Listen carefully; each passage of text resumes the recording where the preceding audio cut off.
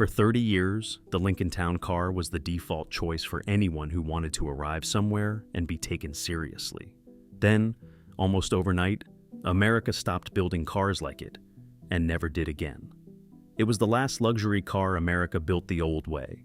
A big rear-drive sedan, a V8 up front, a ride so soft it seemed to erase the road. Most people wrote it off as a relic, a soft old barge for retirees and chauffeurs. What almost none of them realized was that this barge was hiding its secrets in plain sight, and those secrets are the reason it simply refused to die.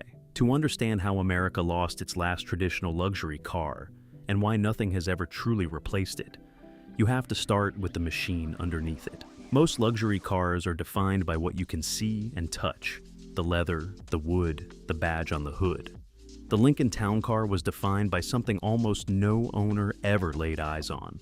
Underneath the soft seats and the deep carpet sat a full steel ladder frame, the same basic kind of construction used in pickup trucks, with the body bolted on top as a separate piece.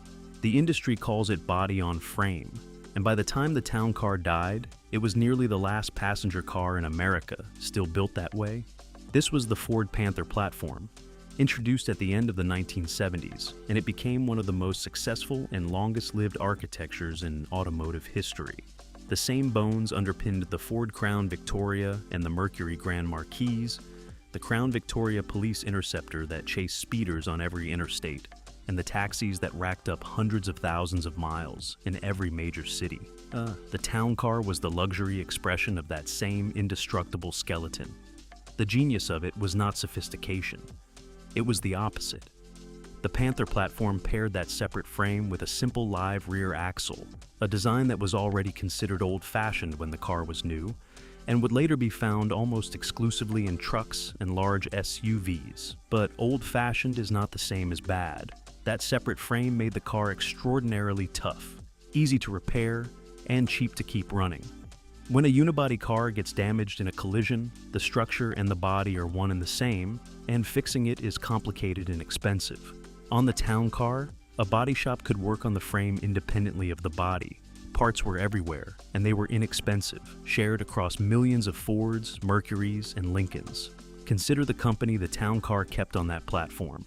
The same architecture carried the New York taxi that ran 20 hours a day, the police cruiser that idled through entire shifts and absorbed pursuit after pursuit, and the Crown Victoria fleet sedan that government agencies bought by the tens of thousands precisely because it would not break. The Town Car took that same brutally durable foundation and simply wrapped it in leather and walnut. An owner gliding silently down the highway was riding on the exact bones engineers had designed to survive the harshest, highest mileage abuse in the business. And there is, to this day, no modern equivalent, no current car that combines rear-wheel drive, body-on-frame construction, and a V8 in a luxury sedan. When the Town Car ended, that specific recipe ended with it. That is the first secret of the Town Car. The thing that made it feel like a cloud to ride in was not delicate engineering. It was a truck frame wearing a tuxedo. And that humble, overbuilt foundation is the entire reason the car became nearly impossible to kill. If the frame was the skeleton, the engine was the heart, and it was cut from the same stubborn cloth. For the first stretch of its life, the Town Car carried Ford's older pushrod V8. Then, with the major redesign at the start of the 1990s, it received the engine it would carry to the very end, the 4.6-liter modular V8. On paper, the numbers were never the point. The 4.6 made around 190 horsepower when it arrived, climbing over the years to roughly 239 horsepower in the car's final form.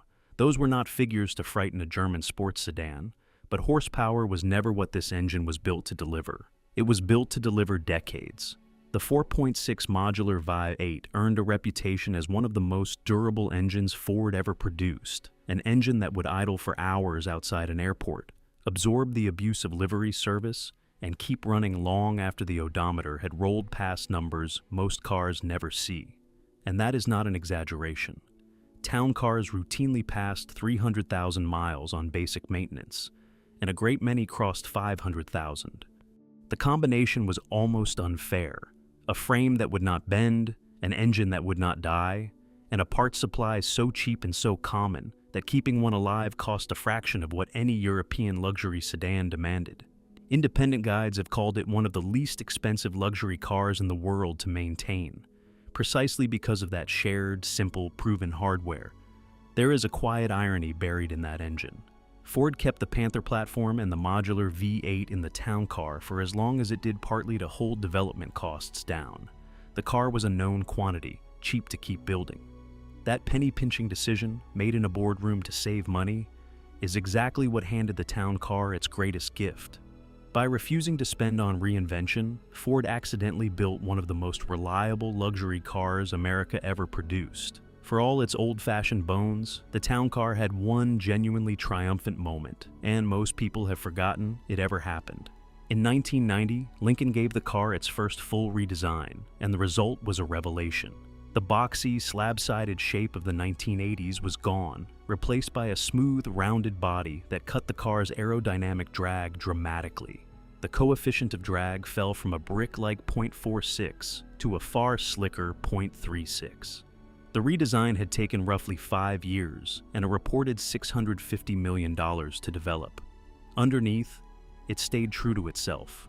Body on frame, rear-wheel drive, V8 up front, but it added a touch of genuine sophistication in the form of a standard rear air suspension, which automatically leveled the car no matter how many passengers or how much luggage it carried, and gave it that famous floating ride.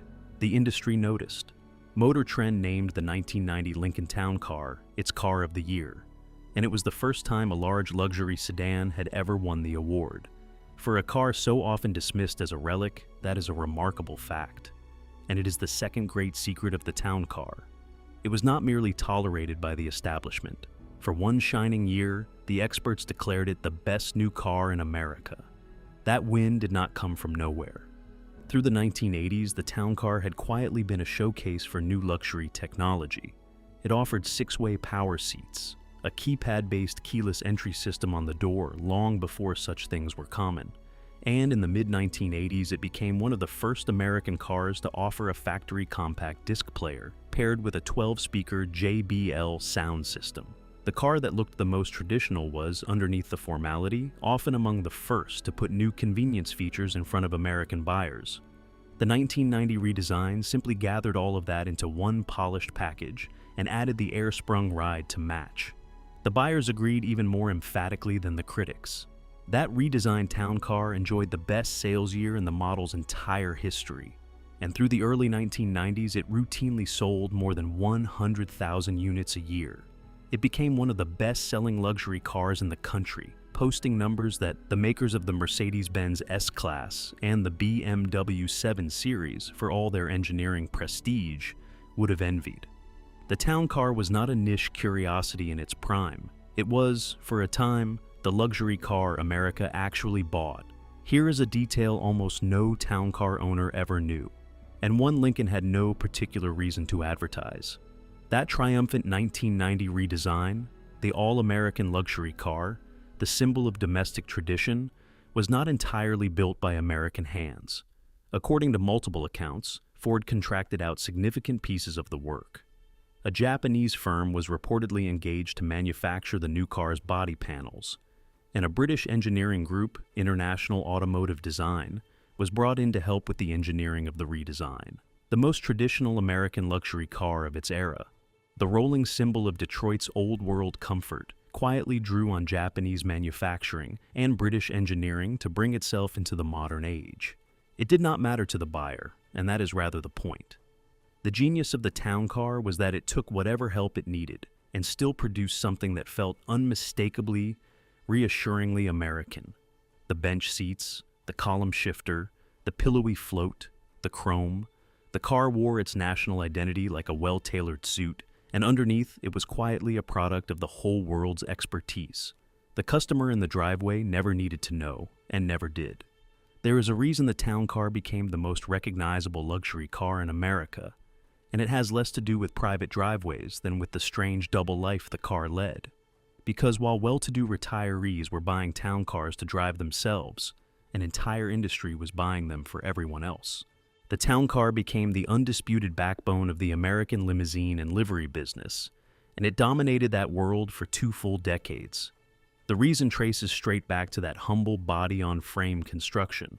Limousine coach builders had always preferred a separate frame because it made stretching a car, cutting it in half and lengthening it into a limo, far easier than performing the same surgery on a unibody. The town car's tough, simple frame made it the perfect raw material, and so it became the gold standard for stretch limousines, executive sedans, and airport transfers across the country. If you lived in America in the 1990s or 2000s, the town car was woven invisibly through the most important days of your life. It was the black sedan that carried executives from the airport. It was the stretch limo at the prom and the wedding. It was the dignified car in the funeral procession. It was the quiet transport idling outside the hotel, the courthouse, the boardroom. Forbes repeatedly ranked it among the best cars in the world to be chauffeured in, listing it alongside the Mercedes S-Class and the BMW 7 Series, not for how it drove, but for how it carried you. The town car was rarely the star of the moment. It was the thing that delivered you to the moment, again and again, for 30 years. This is the third secret, and maybe the truest one. The town car's real legacy was not in the hands of the people who owned it. It was in the millions of strangers who rode in the back of one without ever knowing the name of the car that was carrying them. Beyond the airports and the funeral homes, the town car came to mean something in the culture at large, a kind of shorthand that everyone understood without anyone having to explain it. When a long black Lincoln pulled up to the curb, you knew someone important was inside, or at least someone who wanted to be seen that way. It became the definitive American black car, the vehicle of executives stepping out in front of glass towers, of politicians and diplomats, of the powerful and the would-be powerful. It was, as more than one writer has put it, the car of moguls and mobsters alike, equally at home outside a corporate headquarters or idling in a scene where the man in the back seat was someone you did not want to cross. Hollywood understood the symbolism perfectly and used it for decades. The town car became a recurring visual cue for quiet authority, even lending itself to the title role of a popular legal drama built around a lawyer who works from the back seat of one. The car did not have to say anything. Its silhouette said it all. Part of what made the symbolism so durable was that it was earned honestly.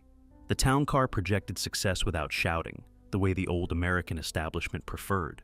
It had no aggressive styling, no badge-flashing pretension, just length, chrome, a formal upright grille, and an air of unhurried dignity. For the baby boomer and the buyer who came of age in the post-war decades, arriving in a town car was a statement of having made it, delivered in a register of understatement that a flashier car could never match. It was the difference between announcing your status and simply, quietly, possessing it. The town car never stopped quietly improving, even as the world moved on. The car ran through 3 distinct generations across its 30 model years, all of them sitting on that same enduring Panther architecture, each one a little more refined than the last. The biggest single leap after 1990 came in 2003, with a comprehensive overhaul that owners and enthusiasts still point to as the sweet spot of the breed. The frame itself was re-engineered, fully boxed and hydroformed for far greater rigidity than the old design, and the suspension, steering, and brakes were all revised. The steering grew quicker, the structure stiffer, and the power crept upward to around 239 horsepower. It was still a sofa on wheels, still unmistakably a town car, but it now handled a rough road with more composure than any version before it. For buyers who want one today, those final generation cars, from 2003 onward, are widely considered the ones to seek out. The trim names told the story of the car's aspirations. Through the years, the town car was sold as the Executive, the Signature, and the Cartier. That last one a literal nod to the famous jeweler, the badge of the most prestigious version on the lot. Later came the Signature L, a long wheelbase model that added precious inches of rear legroom, wearing its L the way a Mercedes wears its long wheelbase designation, or a BMW its extended 7 Series. By the end, a top town car stretched nearly 18.5 feet from bumper to bumper, making it the largest American-made car you could buy. The town car even had a secret international life. For a stretch beginning in the late 1990s, a licensed version was built in China by the automaker FAW and sold under the Hongkai name, a Lincoln in everything but the badge, ferrying officials half a world away from the airports of America. The car that defined a domestic luxury had quietly become a global product, a car this beloved, this durable, this woven into the fabric of American life. It is fair to ask why anyone would ever kill it. The answer is that the town car did not fail. The world simply changed around it, and the car was too honest to pretend otherwise. Three forces closed in at once. The first was taste. Beginning in the late 1990s, American buyers, even luxury buyers, abandoned the big sedan for the tall, upright SUV. The same customer who once bought a town car now wanted a Navigator or an Escalade. And the sales that had once topped 100,000 a year slid steadily downward until they fell below 20,000. The second force was regulation. The Panther platform's roots reached back to the late 1970s, and a full-size V8 body-on-frame sedan could not keep meeting tightening federal standards for safety and fuel economy without a complete and ruinously expensive redesign. A redesign Ford had no business reason to fund for a shrinking market. The third was simple corporate math. As early as 2006, Ford was already signaling that the town car and the entire Panther platform did not belong in a company pivoting hard toward SUVs, trucks, and hybrids. Next to that future, the town car was a dinosaur, however magnificent. The end came in stages. The Wixom, Michigan plant that had built Lincolns for decades closed in 2007, and town car production moved north to the St. Thomas Assembly Plant in Ontario, Canada, where it shared a line with its Crown Victoria and Grand Marquis cousins. Then, on the 29th of August, 2011, the final Lincoln town car rolled off that line. There was no ceremony, no commemorative edition rolling past a cheering crowd, no fanfare from Ford at all. A car that had carried a nation to its most important moments simply ended, quietly, the way it had always done its work. There is something fitting and something sad in how unceremonious it was. This was a car that had spent 30 years being dignified on other people's behalf, delivering them to weddings, to boardrooms, to funerals, to every occasion that mattered. And when its own final moment came, no one threw it a send-off. The same plant produced the last Crown Victoria a few weeks later, and with that, the facility itself fell silent. The workers who had built these cars for years were part of a far larger wave of job losses as Ford remade itself for a different era. The breed went with it. The Crown Victoria and the Grand Marquis died in the same window, and when they did, the Panther platform and the entire idea of the traditional rear-drive, body-on-frame V8 American sedan was finished. The name lingered briefly on a livery version of Lincoln's MKT crossover, a tall front-wheel drive vehicle wearing the town car badge for the fleet operators who still wanted it. But it was a badge on a different kind of machine, and everyone knew it was not the same thing. The real town car was gone, and nothing was ever built to take its exact place. For most cars, discontinuation is the beginning of a slow fade into the scrapyard. The town car did something stranger. It refused to disappear. More than a decade after the last one was built, town cars are still everywhere. Still ferrying passengers, still floating down the highway, still racking up miles on that indestructible frame and that stubborn V8. The same qualities that made the car cheap to run in service have made it cheap to keep alive in retirement. Parts remain plentiful and inexpensive, the aftermarket still fully supports it, and limousine builders still stretch and rebuild them because nothing modern replaced what the town car offered the trade. A high-mileage former fleet car can still be bought for the price of a used economy hatchback, which has made the town car a quiet favorite among people who simply want an enormous, comfortable, durable car for very little money. But the more interesting story is happening at the other end of the market. Low-mileage, well-kept town cars, especially the final generation cars and the last-of-the-line 2011 models, have begun to climb in value as collectors recognize them for what they are: the genuine end of a breed. Clean Cartier and Signature examples are now advertised as time capsules and pre-collector opportunities, and pristine cars have crossed into territory that would have seemed absurd for a town car a few years ago. One well-preserved late example reportedly sold for more than $60,000, more than the car cost when it was new. The final 2011 cars in particular carry a premium simply for being the last of the last. It is the familiar pattern of every car that was undervalued in its own time. While the town car was merely old and unfashionable, it was nearly worthless. The moment it became extinct, and people understood that nothing would ever be built quite like it again, the best surviving examples started to become treasures. The car the market dismissed as a relic is quietly becoming the thing collectors chase. The Lincoln Town Car was never the fastest luxury car, the most advanced, or the most fashionable. What it was the last honest one of its kind, a full-size American sedan built on a truck-tough frame, powered by an engine that refused to die, riding on air, and asking almost nothing of its owner in return. It won Car of the Year, outsold the Germans in its prime, carried the country to its weddings and funerals, and then bowed out without a word. Its real secret was never any single feature. It was that the town car was built to a philosophy America has since abandoned, that a luxury car should be simple, durable, comfortable, and built to last for decades rather than to dazzle for a few years. Nothing on the market today combines what it offered: rear-wheel drive, a separate frame, a V8, and that pillow-soft float, all for a fraction of what its rivals cost to keep alive. When the last one rolled off the line in 2011, it did not just end a model. It closed the book on what an American luxury car was supposed to be. Before you go, check the link in the description to grab your used car buying guide and avoid getting scammed or overpaying. Trust me, this will help you a lot. Now, click on this next video to see how the town car stacked up against its great domestic rival in the twilight of the American luxury sedan, the head-to-head between Lincoln's last land yacht and the car Cadillac built to beat it, the Lincoln Town Car versus the Cadillac DeVille.